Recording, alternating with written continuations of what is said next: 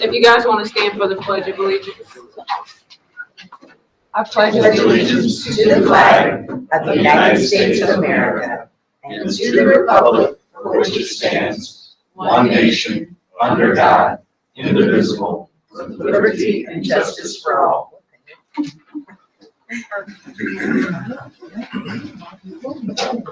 The Elkhart Promise. Every student is known by name, challenged and supported by a highly effective staff, and in partnership with the community will graduate career, college ready, and life ready. Thank you, Jeff. You'll have an opportunity to speak at the end of the meeting. Everybody will get 3 minutes if you fill out the form that Dora's holding up. After each agenda item, I will ask for questions and comments if there's any from the audience. So up first, we'll have our invitation to speak. Consent item. So is there a motion to approve? So moved. Is there a second? Second. Is there any discussion, Kelly? Okay, hold on, here we go. All right, Bob and Amy Martin donated $25,000 to the ETI building again, and Tony England was very busy getting us ready for the back to school university. So here we go. These are thank yous that will go out to Wilson that gave a Wilson reading set, Twisted Cow, 10 $10 gift cards, the Dutch Colonel 1 popcorn basket, Wellfield 100 general admissions, and a $100 donation, which is so sweet. We had Big City Pizza at 6 $20 gift cards, Camille's with a $20 gift card, Connie Rose with a bottle of vanilla homemade, and 4 bags of coffee. CrossFit Elkhart donated free training and a month membership. The Elkhart County Visitor Centers gave us 400 Elkhart pamphlets, 400 stickers of Well Crafted, and 6 Well Crafted mugs. Feed the Children gave us 5 office chairs, which I heard are great, 10 duffel bags, and 36 Starbucks cups. We had also 30 blankets, 30 back to school tumblers, and 36 notebooks from them. Golden Nutrition gave us 10 t-shirts, a gift card, a shake, and a tea bomb. Hacienda gave us $10 gift cards. Heart City gave us 5 coffee lovers gift basket sets, which don't forget to support Heart City because it supports our students also, and they have great coffee. Miranda Bear gave us a 1-hour family photo session. Premier Arts gave us 6 tickets to any show. Queen Wright Counties gave us holiday ornaments. Simonton Lake Drive-In gave us 4 $5 gift cards and 4 $5 gift cards and 2 root beer mugs and 2 shirts. Tammy Tisley gave us, listen to this, 12 zoo passes to Potawatomi Zoo for the year and 2 tumblers. The Brass Elk $25 gift card. Ivy and Oak, which is one of our own students who also her brother owns Georgia Heroes, $125 gift baskets. Jeremy Construction School Supplies, Justin and Terrell Stevens gave us 3 Bluetooth speakers and wireless earbuds. Laura Cottrell gave us $20 gift cards and Big City Pizza materials again. Lenton's gave us a beautiful Vera Bradley tote bag, and Martin Supermarkets gave us 5 $10 gift cards. So Tony England, you just rocked that out. Thank you. Good people. So those are good people from our community giving and giving and giving for our wonderful back to school university. So welcome back, everybody. Let's give Tony a hand. Yes.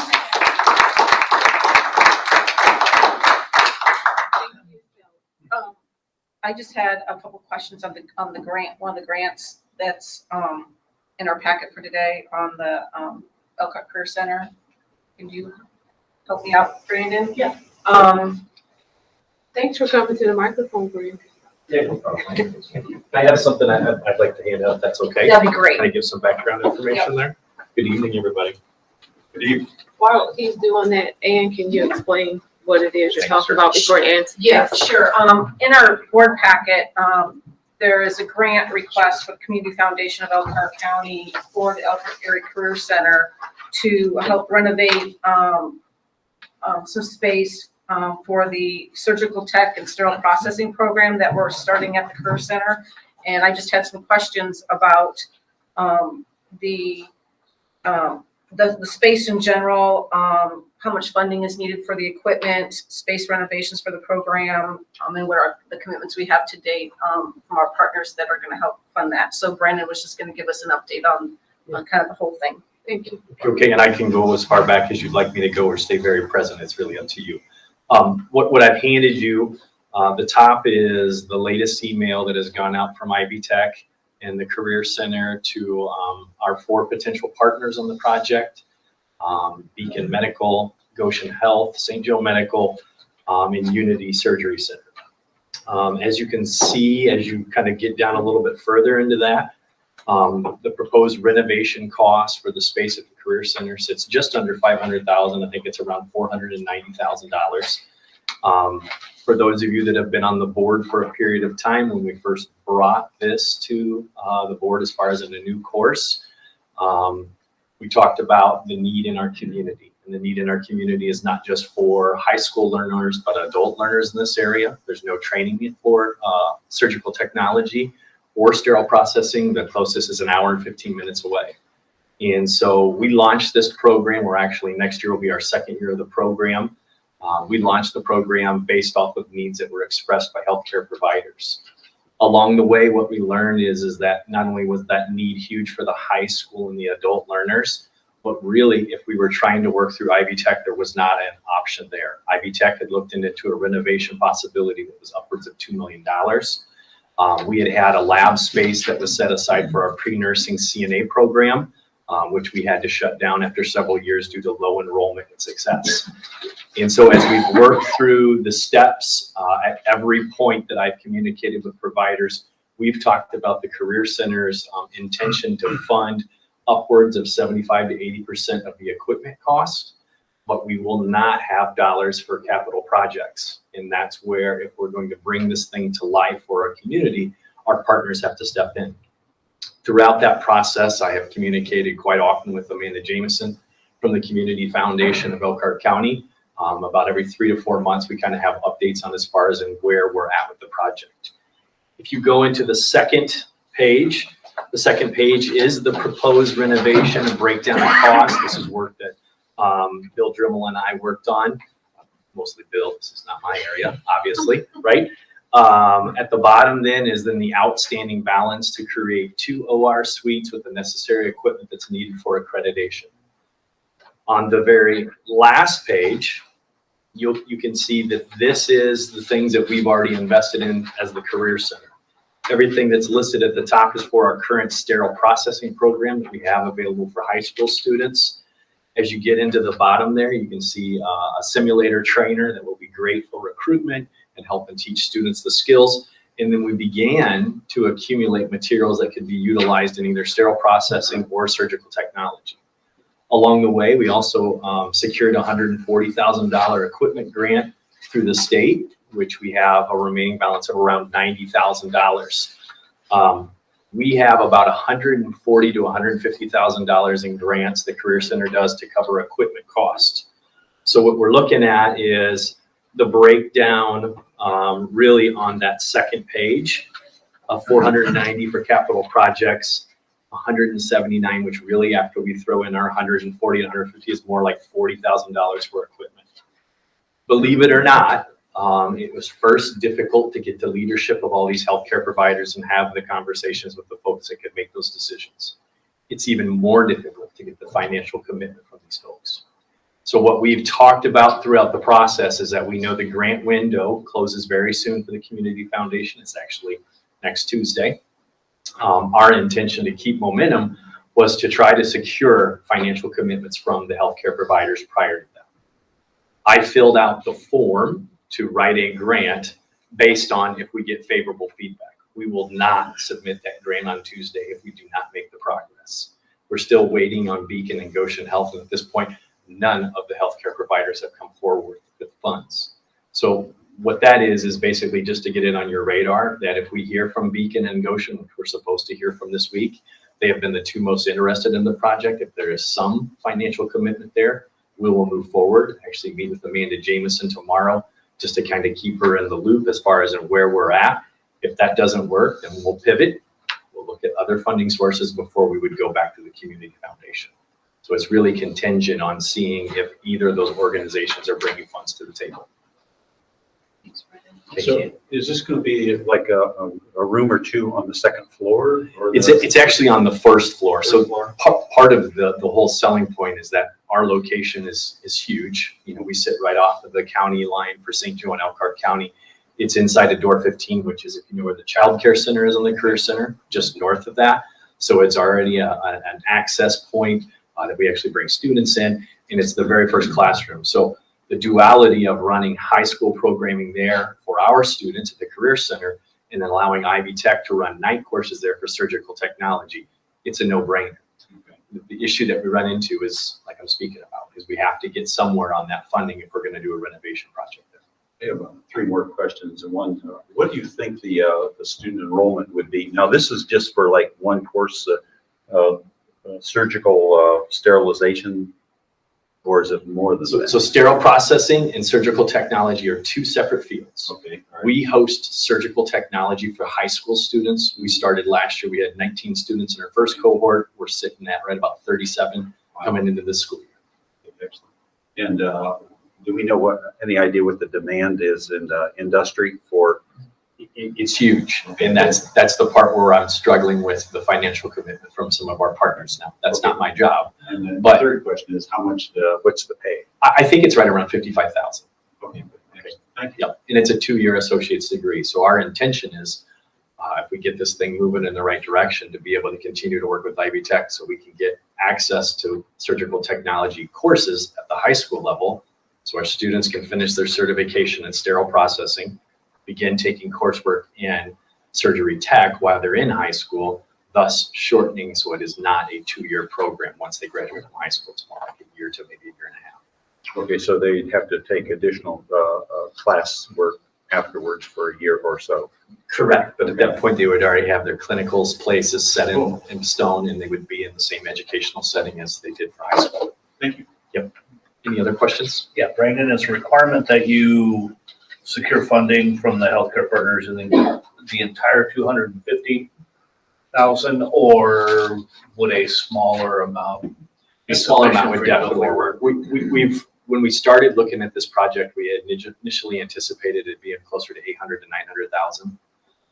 But as our conversations continue with healthcare providers and we started to get a read on where they're at financially, Bill Drimmel and I went back to the plans and made alterations to get that point down. As far as in what that would be per healthcare provider, it has never really been set in stone. We know on the backside between Ivy Tech and the healthcare providers, they're going to want to know, what does my dollars get me as far as in how many students would I have access to as far as when it comes to clinical and hiring. So it's really kind of one of those things that's still fluid at this point. But like I said, we will not submit a grant unless we have something in place. Okay. So there's no interest from St. Joe? You didn't mention. There is interest in St. Joe, but St. Joe has about 3 or 4 things that they're trying to volley as far as where did their dollars go. They all have interest in it. I mean, all 4 organizations were at a meeting with us in March. They provided feedback. They provide equipment and supplies along the line, nothing that is large ticket, but still the support is there because the need is there. Okay. Anything else? Is there any other discussion from the board? I just want to say too, that we have some exciting administrative appointments, and I don't know if we have anybody in the room that is besides Stacy. Yeah, so this is Stacy, who is going to be our new vice principal at Eastwood, and I was looking at some new certified staff, and it's exciting to see some of our former teachers and staff returning back to our school. So welcome back, everybody. Congratulations, and thank you. Yeah, you're good. No, you stand here all night, Brandon. Right there. So that's it. I just want to say welcome and thank you, and welcome back to some. All right.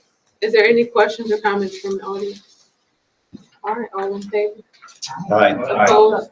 Oh, we have to do roll call. Oh, I forgot Troy was. Sorry. Aye.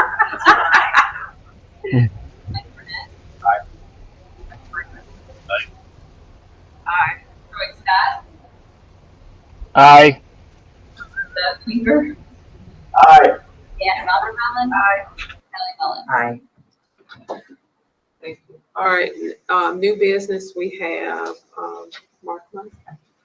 Yes, we have in your board packet an independent contractor consulting agreement. The administration is recommending your approval of an agreement with Spiker Fields Incorporated. We've had a chance to see this in the past, and we are recommending it for your approval this evening. Is there a motion to approve? Motion. Second. Is there any discussion from the board? Any questions or comments from the audience? Mike Burnett. Aye. Jeff Weiler.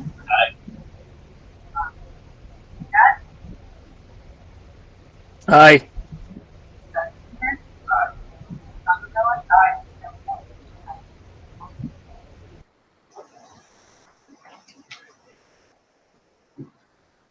The next item on your agenda is a proposed meeting schedule for board meetings for 2024. This is for your initial review. I think the dates work. Dora and I have looked at them extensively, but for your review, and we'll bring it back at a later meeting. Is there any discussion from the board? Any questions or comments from the audience? Okay, next we have ILARN results. Frank and Barb, if you want to come up.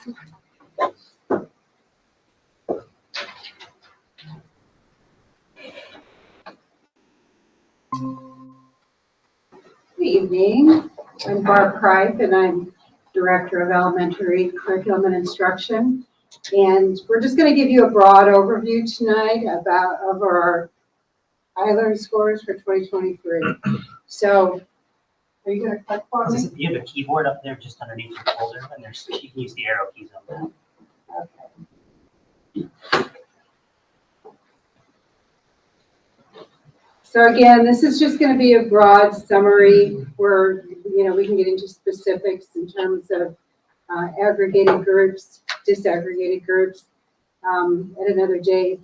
So we're going to start with grades 3 through 6 by elementary schools, I think. Okay, that's kind of hard to see, but so we do have some. If you look at the chart, you'll see that the 3 pink highlighted ones are our 3 lowest schools in terms of passing or proficiency rates compared to the state or compared to the district. The light blue are the top 3 in proficiency in the district. Then we have the bright blue colored squares, cells, that actually those are schools that actually exceeded the state proficiency. And so that would be Munger in math in grade 4, Munger grade 5 math. I think I skipped through language arts somehow. And then we have grade 6, again, Munger. And overall, they beat the state proficiency level overall. And then we also have Riverview, who their 5th grade exceeded the state proficiency. And I can't see what the next one is. These are not lining up correctly. Okay, but they also, Riverview had grade 6 exceeding by 4.6 points. So those are, did you all get a copy of this yet? Okay, all right. Riverview, then in the total proficiency, they also exceeded the state by 3 and so many and a half points there. I've got to, I need to look over here so I can tell what it says. Okay, so we're going to go back to ELA. Here we go. So again, you'll see the bottom 3 schools, Beardsley, Bristol, Mary Beth. Top 3 schools, Riverview, Cleveland, Roosevelt for 3rd grade. In 4th grade, our lowest 3 schools, Beardsley, Mary Beth, and Mary Daly. Once again, we have Riverview's 4th grade exceeding the state average, the state proficiency average. And we also have once again, we have Munger exceeding the fifth grade state average for proficiency. I will say that one school I'd like to point out, Beardsley, had a really rough year, or rough couple of years, because they have taken in a lot of district transfers. So I am totally confident that they'll be bringing those scores up, but they have to adjust to the new population that they have. Also, though, I have to point out that Munger and Riverview also had some significant changes to their school population, and they were able to maintain a lot of the growth and progress that they've made. Still staying in the top of our list of schools in terms of proficiency rates. So we've been through the math. Frank, do you want to start coming up here and talk about this a little bit? Because these scores also include the 7th and 8th grade scores. What we did was we took a look at the county school districts, and you can see, I don't want to spend a lot of time on this because you can see where Elkhart Community Schools falls in terms of the county. There's not much more to be said about that. So, okay, that was for English language arts and math. We see the same kind of scenario with social studies and science. So our curriculum issues, our instructional issues kind of go across the board, every subject area that we're tested on. All right, I need to blow through the next one. Me. That's You're you. done. There you go. Any questions? Just running. Great things to come. Okay. We have some solutions to briefly talk about too when we're at the end of this presentation. Some things that we'll be working on, at least for the first semester. Okay. Hi, these are 7th and 8th grade scores, and we're starting with I learned English language arts proficiency levels. The blue is us, the green is the state average, so you can see, how that works out. And I've got it broken down. It's broken down just like it is on the test. Above proficiency, at proficiency, approaching proficiency, and below proficiency. All right, where's the button? Just the arrows, just use the arrows. Yeah, something about that last column, we were higher. All right, Oh, sorry. yeah, this, well, Misleading. I wish we had better news to report, but we will. We will as we go along. This is the 7th grade as compared to some of the county schools in our area, and you can see how things look there. Now we're looking at the 8th grade, and you can see there's a similar trend there. And this is how the 8th grade compares to the county. So, all right, let's look at math. Math, 7th grade. The green, again, is the state average in each of those areas. And it's pretty evident how we stack up. We've got some work to do. And this is how we stack up against the other county schools.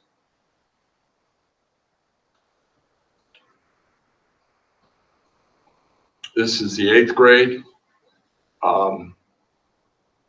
The trend is pretty evident. It's pretty much the same throughout. And here's how we compare to some of the county schools. And I put this up. Here's some trend data for 4 years, 19, 21, 22, 23.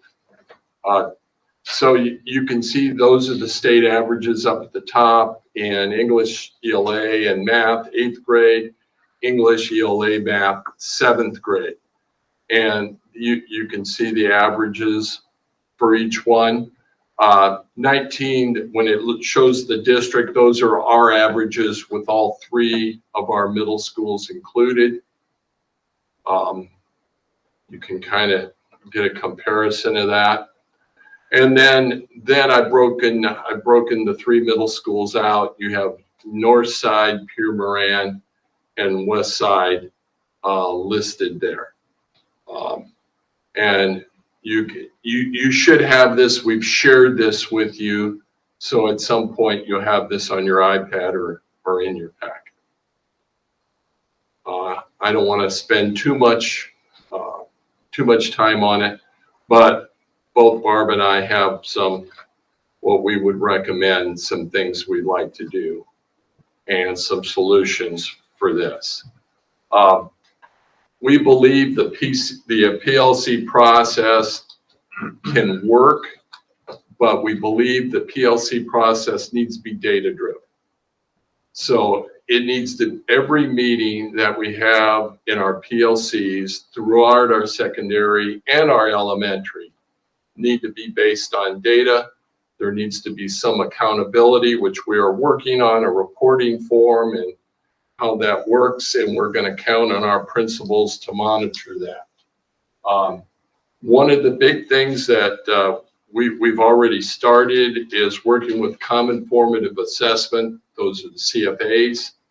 And on the common formative assessment, our goal is we're going to get 4 developed by semester with a summative assessment. That's our goal. We're going to work pretty hard to get that done. We are consulting with a math consultant about working with our math scores, and somebody that you probably know who has been successful in this district before. We're talking with Dave Bennick right now about looking at what we can do to improve our math scores, but still maintaining our basic curriculum. So we're looking at that. We're working with each principals on what their needs are in their schools. We're communicating directly with them. Barb and I are working with that group. And we're going to add resources where needed. And Barb, do you want to talk about some of these things? I just wanted to say that we had a great meeting. I had a little retreat with the principals last week, and I think we got a lot done. They are working so hard. We have pieces of curriculum that's been worked on over the last several years that just has not been connected and put into kind of a coherent place. So they are working on that now to try to make that fit with the new standards that have been modified through the IDOE, and aligning those with our reading curriculum and our math curriculum. And so I thought this was going to take a long time to do, but they were so anxious to get things done. Carolyn can Vouch for that. Carolyn can speak for that. I mean, I thought I was going to control that process, and it was like, no, I just kind of backed off and could see that they were just dying to get this done. So they are working on it. They are working on completing the first unit of that process of aligning the curriculum, getting all the targets, all the CFAs in place, at least for that first unit of instruction. Another thing that we didn't talk about yet, and probably should have put on there, is we have a little bit of shift. We're going to have to modify our formative assessment plan with the state. We are planning to, okay, Dr. Staley to talk about that. since too late now. It's the back for forgiveness kind of thing later, okay? Okay, so we are going to use an M-class assessment for K through 2 reading. And so that fits with the science of reading. And it also works as a dyslexia screener and a dyslexia diagnostic. So we don't have to double up. We don't have to do separate kinds of testing. We are trying to reduce the testing. So we're also, so we'll be modifying, since we have that K through 2, we probably won't be doing NWA K through 2 because we didn't want to do both. So we will be doing 3 through 8 NWA. M-Class is not ready for math until next year. They are in the process of norming, going through their standardization process this year. So maybe we'll use them for math next year. That's kind of TBD. But we will have to do NWA for math K through 8 this year because we need some kind of a growth measure there. But M-Class will give us the ability to progress monitor kids who are struggling and keep track of kids who are succeeding and ahead of the game.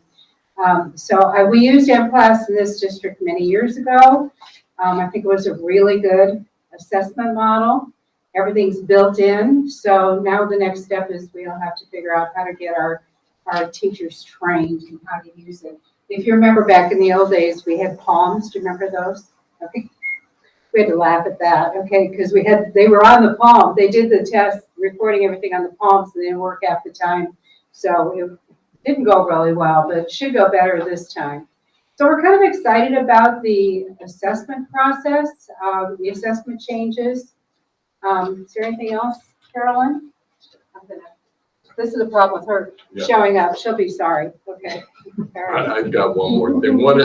One of the things that we want to do with the CFAs, with the common formative assessment, these are things that we're actually going to use during the school year to judge where our kids are academically. Now, if we do the job that I think we can do with these, what I'd like to do is I'd like to have an outside consultant or somebody familiar with Indiana standards take a look at them, make sure they're aligned with our standards, and make sure the rigor is there to give us a picture of what's going on. So if we can do the job that I think we can do with these, then I think there's a possibility down the road to eliminating the NWEA test.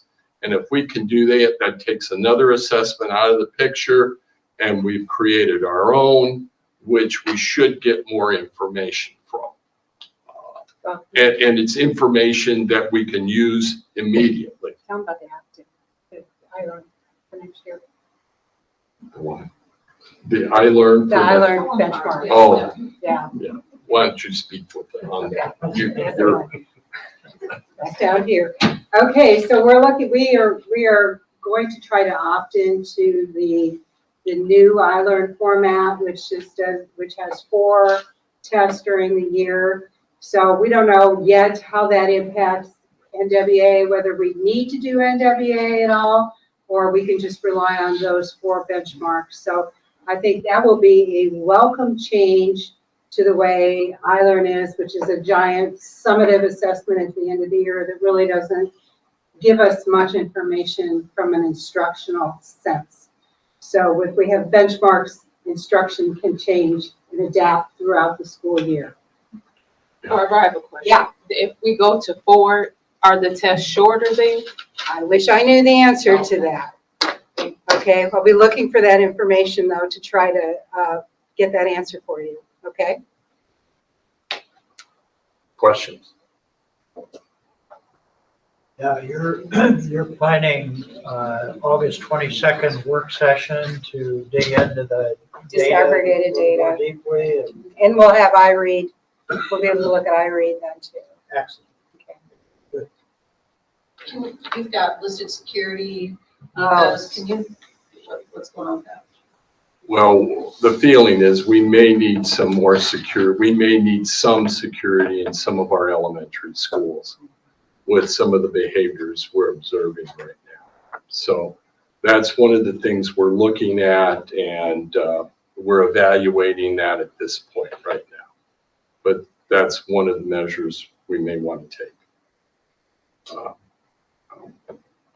I don't want to say too much about it in this meeting, but I think it's something we need to take a look at. Is there any other discussion by the board? Ethos. Oh.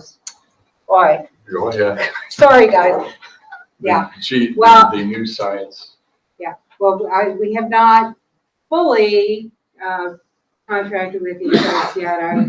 But what we found out is that our grades 3 and 5 current science kids don't have any relevance to the new science standards. So we do need an alternative. And so we are hoping to get at least grades 3 and 5 to supplant those science kids, which, and by the way, Mindy Higginson actually did an audit at the end of the year to see how much those kits were used, the old kits, and it was about 27% of the kits were actually utilized. So, I mean, it's screaming that we need, we've got to teach science. So we're going to have to do something different, something that's easier, more accessible to teachers. And we need to do something that is going to get used, that we're actually going to do, that's going to be hands-on with kids. And what are the new GACs? I think. GCL. GLC. There we go. I'm trying to know a lot of acronyms around here, so we're learning. So Dr. Staley is looking into the funding for that. Is there any other discussion from the board? The only thing that I want to say, and thank you so much for the data. I know we don't have a presentation. I've done some of my own, and while overall it's not where we want to be, I think we all recognize that. But there are some really bright spots, and I think it's important that when you mentioned schools like Riverview and Monger. Well, and Pinewood. And Pinewood. I should have mentioned Pinewood too, because they were also in our top 3. Right, and I was going back and looking at some data by cohort. Okay. And when you do that, there's some bright spots. Okay. And I think that that's important. They may be small, but I think it's important to celebrate those. I know everybody's working hard. And hopefully we're going to start working a lot smarter. And so we can really start to see the impact that this is having on our kids. But I think it's really important that, we've got some schools here that have historically have challenging demographics. And they're becoming the leaders of our district. And so I think learning from what those principals, what those teams are doing in those buildings and how they're being successful, even with challenging demographics, is really important for our district as a whole. And so I think that's some things that we really need to delve into in our buildings, talking to those buildings and finding out what they're doing, because we could learn some things. And I think that's important. And I just want to make sure that we're, that we celebrate some of the good things that are happening. It's been, it's been challenging, but when you have a school, a couple schools by grade level that beat our state average, that hasn't happened. And so that's something to celebrate. And we have one school that overall was just right over the state average overall. And so I think that's also important. So I want to make sure that we put that out there. There's a lot of work to be done. And I know you guys are gonna get everybody on track and get doing it, but I don't want to be remiss in putting out to the staff, especially with the new year starting, that there's a lot that they can build off of from last year to really start moving the needle of some of these. And I think when you see iRead scores, you'll see that there were some significant increases in those scores too. So there are some really bright spots in those. And with the delayed hour start, we're going to be able to do some major work on bringing people together and collaborating and working on the common formative assessments that we've been working on for a while now. So hopefully by January, we'll we'll be on the right track. Well, and you should also, know, all of you in the administration building, that, the buzz has been good, that there's been some positive energy flowing through this building, and we've had a lot of negative that all of us have experienced, especially in the last 2 months. And to hear that you jumped into a principal meeting and everybody was excited to begin to be heard, our staff to be recognized that the testing was overwhelming for some of the key things that the ETA, that many others have been speaking about, that we've moved this quickly to listen, to hear, and move forward. The only way that we can go right now is up. So we can, begrudgingly go on and on about test scores that were, but it's what they're about to become that we need to focus on. So it's important for all of us to hear, especially you here in admin, you and all of your principals and our staff, incoming leadership, that there's a lot of positive energy surrounding all of you, and that should lift you up. And I'm encouraged, and I promise to be increasingly a father to each of you, especially Kevin, as I search out studying your mind. We'd be disappointed. That's right. Okay. So be encouraged, because we're encouraged and we're thankful. Thanks for reaching out to Dave. I think that was a great decision. Yeah, absolutely. Yeah, thank you. Is there any other discussion from the board? Any I vote questions or? yes. Am I voting? Any questions or comments from the audience? Thank you, Frank and Barb. Kevin, you're up next.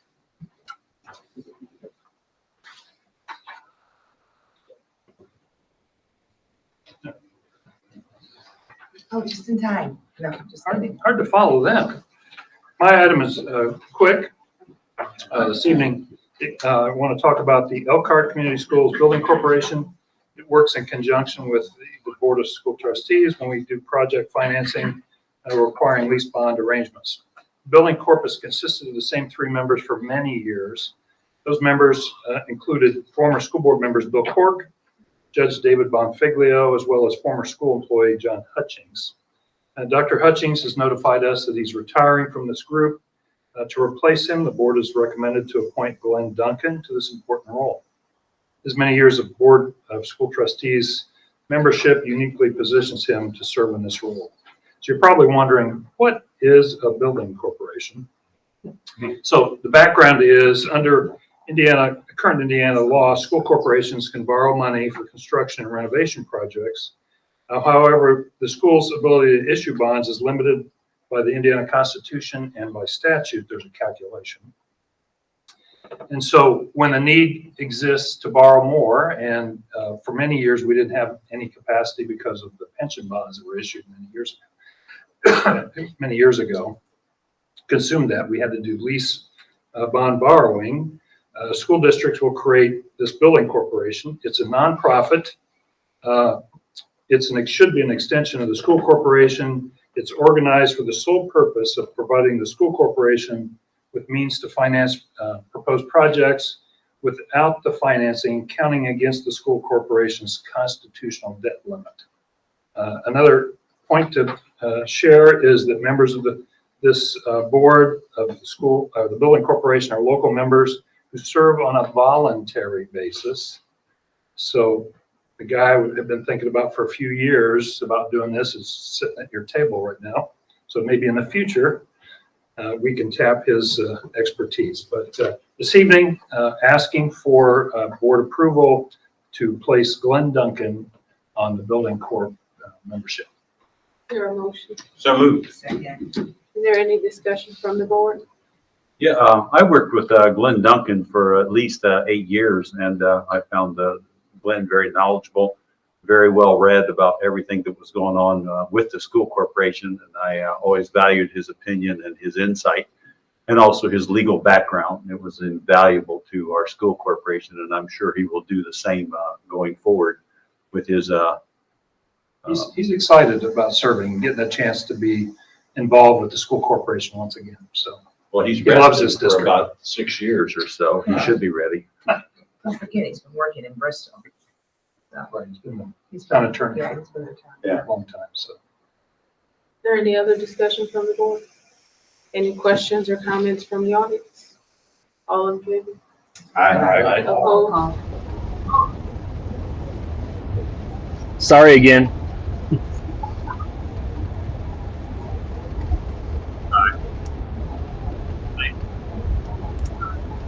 Pat, Aye.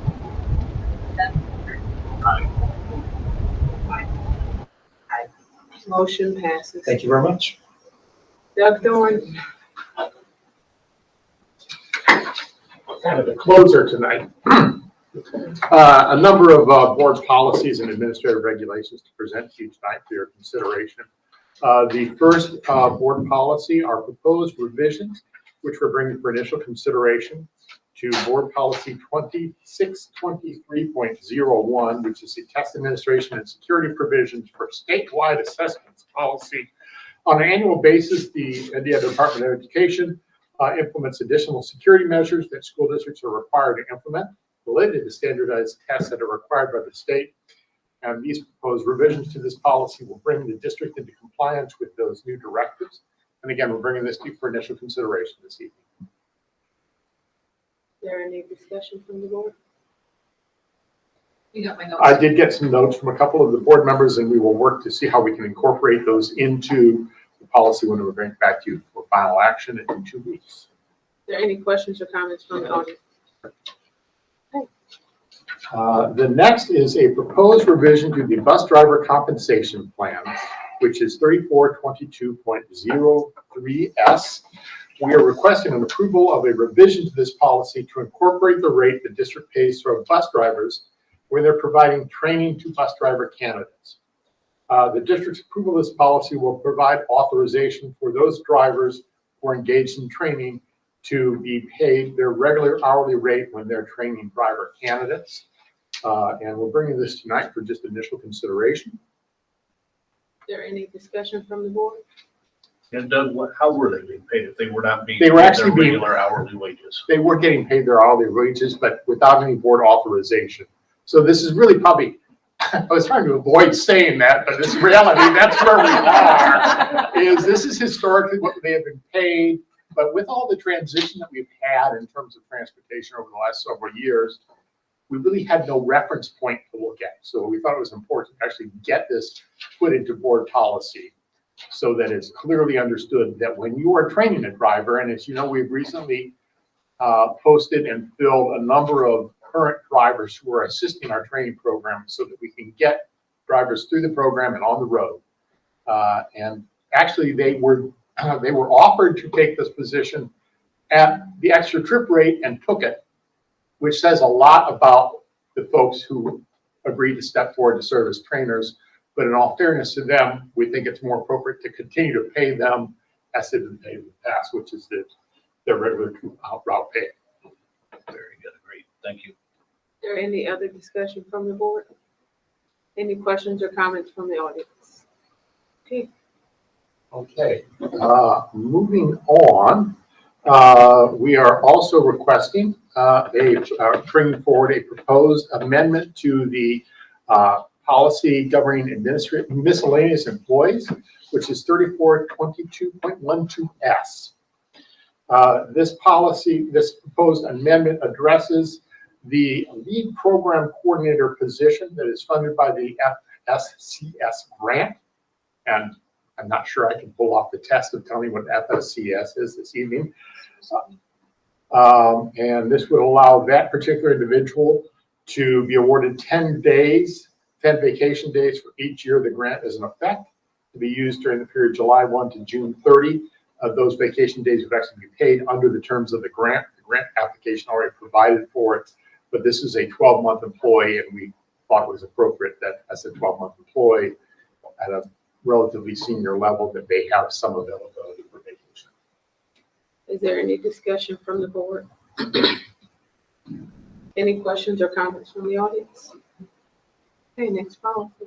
Next policy is Board Policy 5517.01. This is our bullying prevention policy. The state has made a couple of changes to their bullying prevention statute, and our intention in terms of bringing forward this policy and the proposed revisions is to bring our bullying prevention policy in line with state law. For example, one of the things that the state requires is that we would notify the alleged perpetrator within 5 work days. We've actually had a process in place to address that particular issue, but this brings us in line with the state statute in terms of that time period. So bringing this again for initial consideration. Is there any discussion from the board? Yeah, I understand the change that you wanted to make there, but there was another change that was made that had to do with replacing good school order and rules for student conduct with a safe learning community. In my estimation, words mean something. Good school order is important for us to have, which I think I heard tonight that that may be an issue in some areas. And rules for student conduct, that clearly states that there are rules out here. Okay, you don't want to break the rules, okay, because things happen then. And the other side of it, a safe learning community, that just comes across to me as a suggestion. Okay, a safe learning community. It doesn't have the same impact, the same weight, the same authority. And I want our teachers, our administrators in there to have authorities. Okay, I want them to enforce the rules that we have. Now, it becomes subjective, I think, when it says a safe learning community. Well, okay, so they're guidelines, they're suggestions. I think we are to step forward and, fix that. That's my opinion. Can you keep good school order and rules for student conduct in a safe learning community? Yes. By them, why can't we Or just, for a safe. or a safe Or a learning safe- community? That way it's all one sentence. There's I mean, no reason obviously, one of our primary responsibilities is to maintain a safe learning community Right. and workplace for our students. Yes, combine both of them. Yeah, that would be okay with me. Yeah. I didn't think about that, but Yeah. Keep them Absolutely, going. I think we can make those revisions. Yeah, I mean, then it maintains that character while still promoting this character. So I think And that's the other thing I would note is, honestly, regardless of the title, we have been able to address issues of student discipline pretty effectively in terms of suspension and expulsion, regardless of what we call it. But I understand the message you're trying to make, Right. Mr. Weaver. I think that putting both of them I think together. we can make those it's- changes and bring those back to you for that. And we're gonna circle back to that policy here in just a moment, once we get past the I first have a administrative quick- regulation. Just a quick question. Vanessa. Okay, so you have 5 days to tell a parent, okay, if there's a situation. Then you can bring somebody else to investigate it, but you have 10 days to actually do the working of the investigation and make a decision. It can't be that within that 5 days that you're notifying the parent, you're closing the investigation at the I same think time. that is 'Cause- highly, yeah. Yeah, 'cause there was some- You raise a good Yeah, question. there were some I had questions a from parent, parents about that. who emailed me about that Yeah, particular yeah. issue. The 5 days is statutory. Okay, I will tell you that our policy is you begin that investigation within 24 hours of receipt of the complaint. because I feel like waiting 5 days to contact a parent And again, yeah. seems like we're overstepping our boundaries with our parents again. And what I would encourage, and Lindsay and I can certainly talk about this as we talk about this with our staff, is there's absolutely no reason not to delay notification Right. to the parent of the alleged perpetrator. I was just trying to draft a policy so it squares with state law, but our expectation certainly can be shorter in duration in terms of how quickly you notify the alleged perpetrator. Now, sometimes it takes some time to figure out who that individual is. Now, we have also been in the process, and we'll talk about that again when we get down to the guidelines for safe learning community, or what may soon be the rules for safe learning community, is sometimes it's challenging to actually figure out who is a perpetrator and who might be a participant in the process. So that can come into play in the part of the investigation. But we're also making some changes to, again, mandated by the state to our reporting process. It might also help in terms of that particular issue. So we'll work more on that. Any other discussion by the board? Any questions or comments from the audience? Okay, the next policy. Okay, next one is GDBA 10. This is the administrative regulation that establishes certain pay schedules for various miscellaneous positions that are really kind of short-term miscellaneous positions. But in this particular situation, what we're looking to do, we've had some conversations about creating a mechanism whereby our current employees could be appointed by the city board of safety to supplement crossing guards. And this would establish the pay rates for individuals who would do that. We're looking for some level of commitment, either every morning throughout the school year, or both every afternoon throughout the school year, or every day throughout the school year. Predominantly would be food service folks who could be building services, could be paraprofessionals who could serve in this role to really help to supplement the crossing guards that the city has. As you know, there are frequently occasions when the city does not have a sufficient number of crossing guards. Again, it goes back to maintaining the safety for our students. So we're proposing that we'd establish rates for half day and full day. But really our intention is a level of commitment, not, oh, Jeff will do it for Tuesday this week, and Mike will do it for Wednesday and Thursday, and Mark will do it for Friday, and Daisy will do it for Monday. It's a commitment for those employees to do it for that period of time. And the way we can accomplish this is by the Board of Safety, when we give them this list, in essence, appointing them as crossing guards, and then we go back to the training process, which is a relatively straightforward video. It doesn't take too particularly long to do that. We're actually asking that you would waive second reading on this policy tonight so that we continue to move forward with that. For administrative regulation, it's an administrative regulation, so there's no vote on this particular issue, but hoping that we can just move forward with this after tonight's review.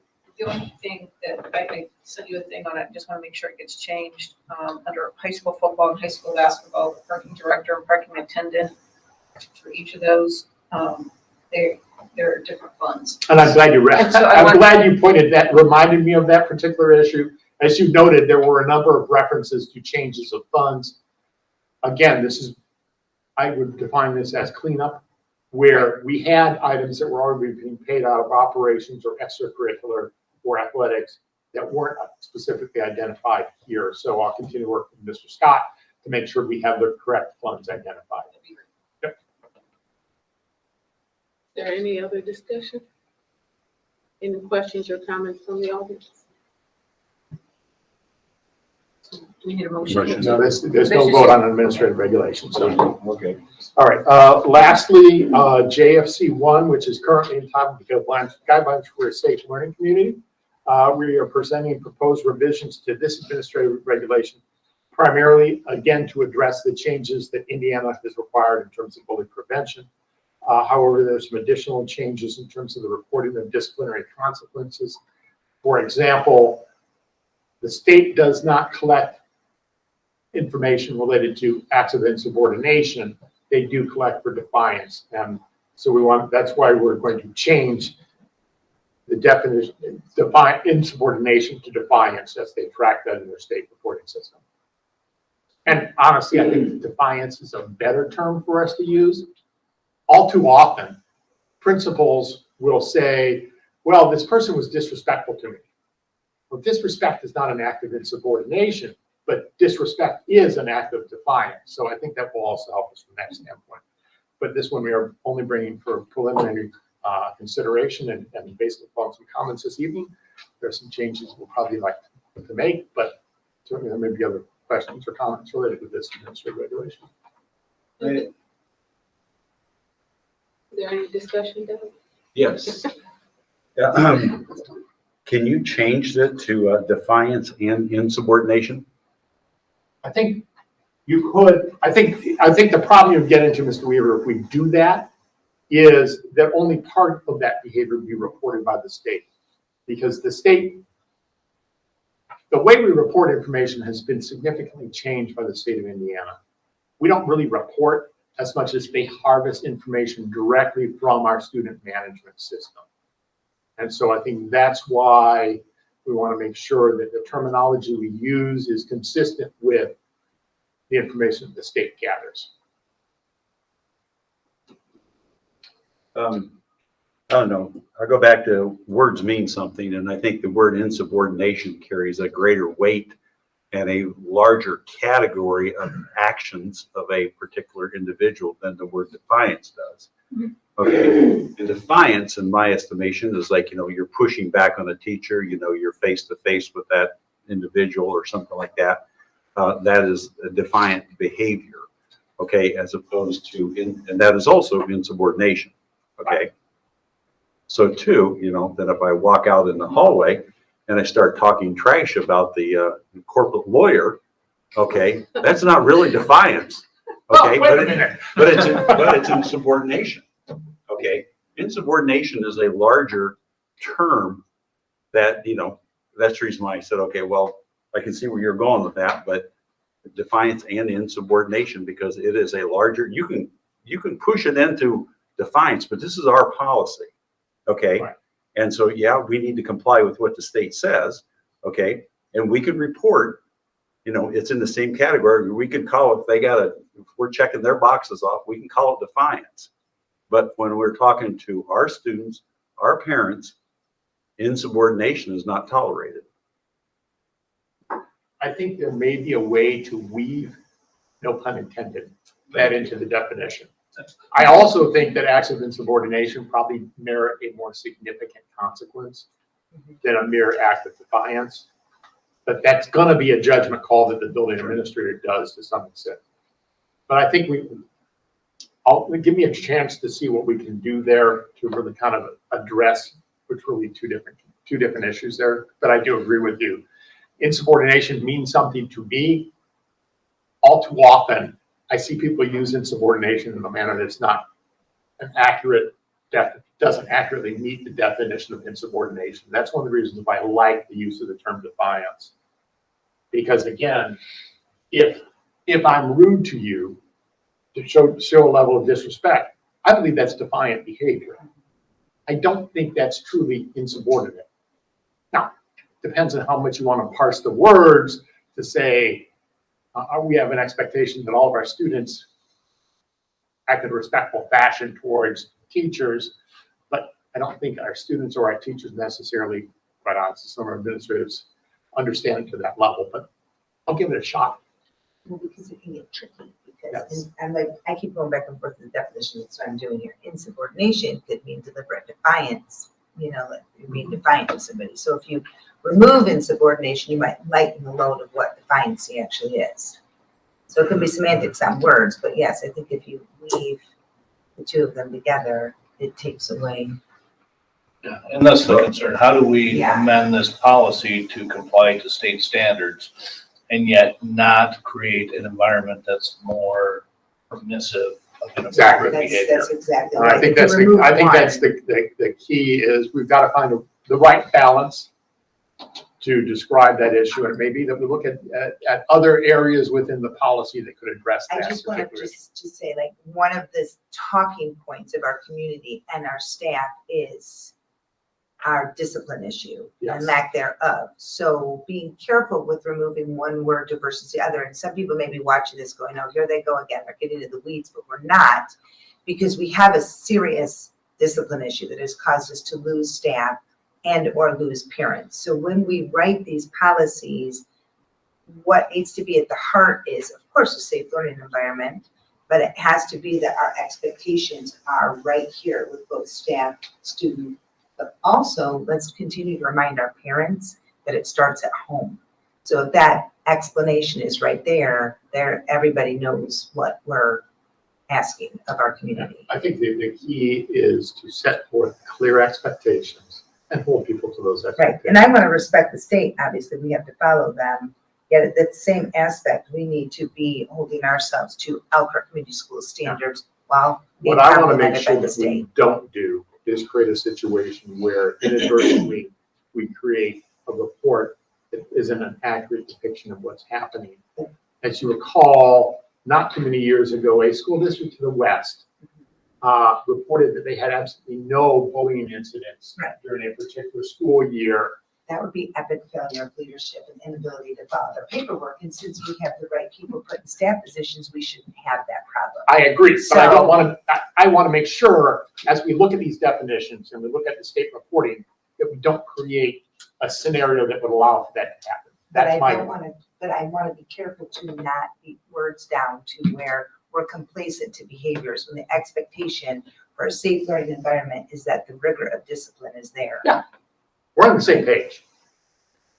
So Doug, you'll check it out, I will. figure it out, and come I back to will, us. So is yes. there any other discussion from the board? Yeah, I have one more comment.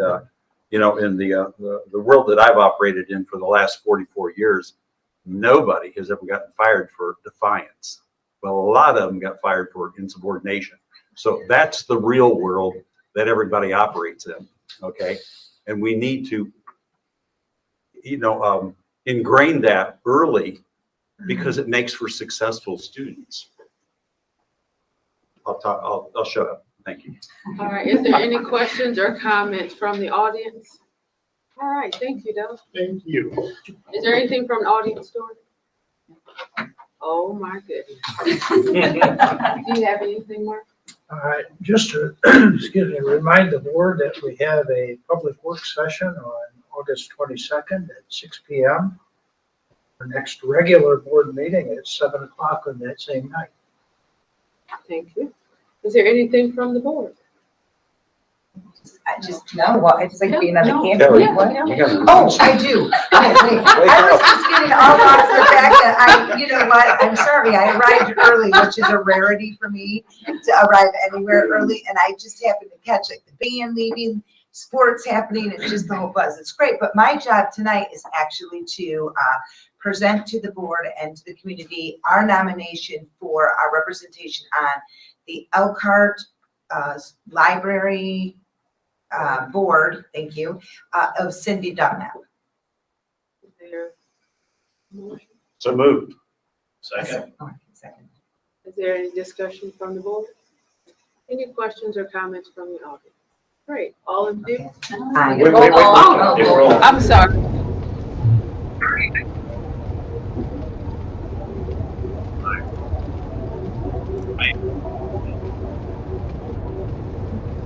Aye.